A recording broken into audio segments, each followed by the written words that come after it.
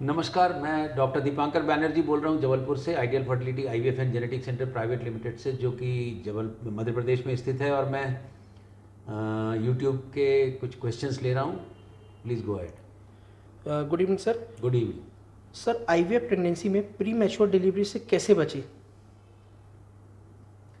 This question is not only for IVF. This question, ये जो question है कि प्रीमेच्योर डिलीवरी से कैसे बचें, कोई ज़रूरी नहीं कि आईवीएफ में प्रीमेच्योर डिलीवरी ही हो, और किसी भी प्रेगनेंसी में प्रीमेच्योर डिलीवरी हो सकती है। प्रीमेच्योर डिलीवरी को बचने का जो तरीका है वो आजकल बहुत सारी चीज़ें हम पहले से देख सकते हैं।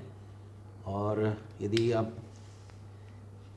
जो यूट्रस होता है, ये प्रेगनेंसी बच्चा है भीतर, और ये बच्चेदानी का मुंह, उसकी सर्विक्स की लेंथ है। ये यदि 25 मिलीमीटर से कम है तब हम इसमें एक टाँका लगाते हैं। इसको सर्कलाज ऑपरेशन बोलते हैं। पर कोई ज़रूरी नहीं कि इससे फ़ायदा हो ही, बट लेस देन 25 मिलीमीटर में ये करना पड़ता है। यदि ये 30 मिलीमीटर या उससे ऊपर है तो बहुत ज़्यादा डरने की ज़रूरत नहीं है। दूसरा, जो हम प्रोजेस्टेरॉन यूज़ करते हैं, उससे भी प्री मैच्योर डिलीवरी होने से हम काफ़ी हद तक रोक सकते हैं। बट बहुत सारे इवेंट्स ऐसे होते हैं जो कि प्रीमेच्योर डिलीवरी करा सकते हैं। उसमें बहुत इंपॉर्टेंट यूरिनरी ट्रैक्ट इन्फेक्शन है, इसका ध्यान जरूर रखना चाहिए। यदि यूरिन में कुछ भी इन्फेक्शन हो, और यूरिन यदि आपको रात में बार बार उठना पड़ रहा हो, और यदि यूरिनरी ट्रैक्ट इन्फेक्शन यूरिन में दिख रहा हो, तो इसका ट्रीटमेंट ज़रूर लें। ट्रीटमेंट अंदाज से ना लें, कल्चर सेंसिटिविटी करा के लें, क्योंकि ये ठीक होना बहुत ज़रूरी है। यूटीआई एक बहुत बड़ा रीज़न है प्रीमेच्योर डिलीवरी होने का। सर, अगर बच्चेदानी छोटी हो और पीरियड्स भी कभी ना आए तो क्या प्रेगनेंसी हो सकती है? नहीं, पीरियड कभी ना आए और बच्चेदानी छोटी है, वो बच्चेदानी छोटी क्यों है और किस वैरायटी की है, प्राइमरी ओवेरियन फेलियर के कारण है कि सेकेंडरी ओवेरियन फेलियर के कारण है, आपकी बच्चेदानी में कभी दवाई से पीरियड आया कि नहीं, बहुत सारे फैक्टर देख के ही इसका जवाब दिया जा सकता है। 11 weeks of pregnancy, irregular gestational sac and headlock, is it normal? Again please repeat it. 11 weeks of pregnancy, irregular gestational sac and headlock, is it normal?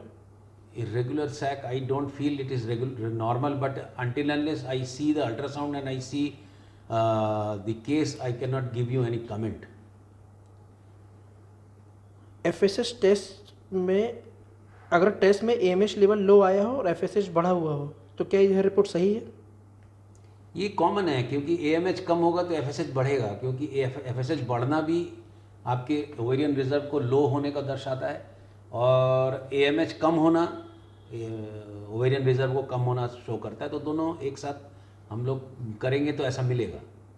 Sir, क्या 3 सी सेक्शन के बाद चौथे में आईवीएफ कर सकते हैं?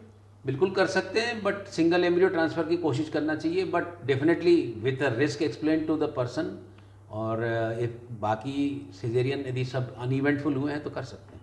सर, 42 एज है, 0.34 AMH है, 2 बार नेचुरल प्रेगनेंसी हुई लेकिन ख़राब हो गई, तो क्या आईवीएफ करवा सकते हैं सेल पैक से?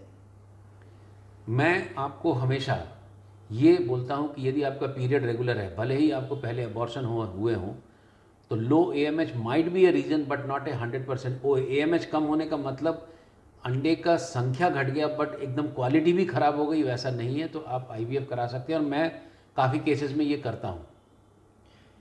सर, किस कंडीशन में सरोगेसी करवाना चाहिए? सरोगेसी तो तब करते हैं जब आपका यूट्रस ठीक ना हो। जैसे यदि यूट्रस में टीबी हो गई हो, एंडोमेट्रियम ठीक नहीं हो, या फिर यूट्रस एब्सेंट हो एमआरकेएच सिंड्रोम में, तो करा सकते हैं। सर, आईवीएफ में एम्ब्रियो ट्रांसफ़र के बाद जॉब कर सकते हैं क्या, या बेड रेस्ट ज़रूरी होता है? मैं आपको ये बार बार बोलना चाहता हूँ कि एम्ब्रियो ट्रांसफ़र के बाद में आप अपना रूटीन रेगुलर मेंटेन करिए, खासकर यदि आप फ्रोजन एम्ब्रियो ट्रांसफ़र में हैं। यदि हाइपर स्टिमुलेशन हुआ हो तो मैं रेस्ट का बोलता हूँ, अदरवाइज़ आप अपना रेगुलर जो रूटीन वर्क है वो ज़रूर मेंटेन कर सकते हैं। उससे कोई फ़र्क नहीं पड़ता प्रेगनेंसी रेट और सक्सेस रेट पर।